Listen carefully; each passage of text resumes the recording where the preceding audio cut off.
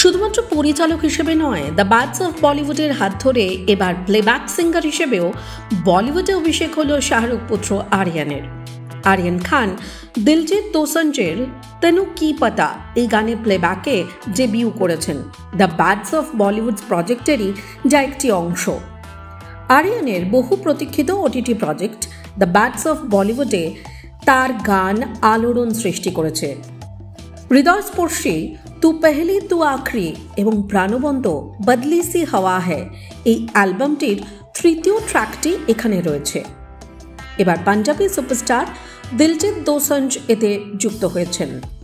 তেনু কি পাতা এই শিরোনামের গানটি যথেষ্ট হাই এনার্জি এবং অ্যাটিটিউডে ভরপুর। এতে রয়েছে শক্তিশালী বিটস, দারুণ ছন্দ। প্লেব্যাক হিসেবে ডেবিউ করে এই গানটির নির্দিষ্ট কিছু অংশে তিনি গলা দিয়েছেন।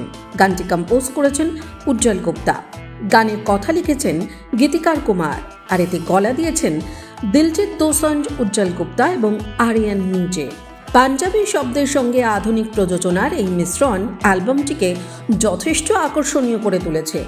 এই ট্র্যাকটি দেখে একজন ভক্তও তো মন্তব্য করেই ফেলেছেন, ইয়েস ড্যাম আরিয়ান, বহু প্রতিভাবান, নির্দেশনায় সেরা, ভালো অভিনয় করতে পারেন, আর এবার গানেও কণ্ঠ দিচ্ছেন।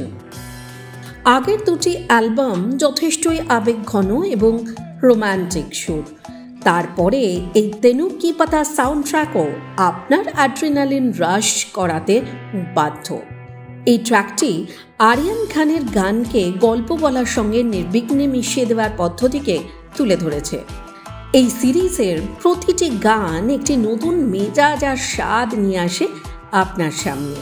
বলিউড সংক্রান্ত এরকম নানান খবরের আপডেটের জন্য অতি অবশ্যই চোখ রাখুন টাইমস নাও খবরে।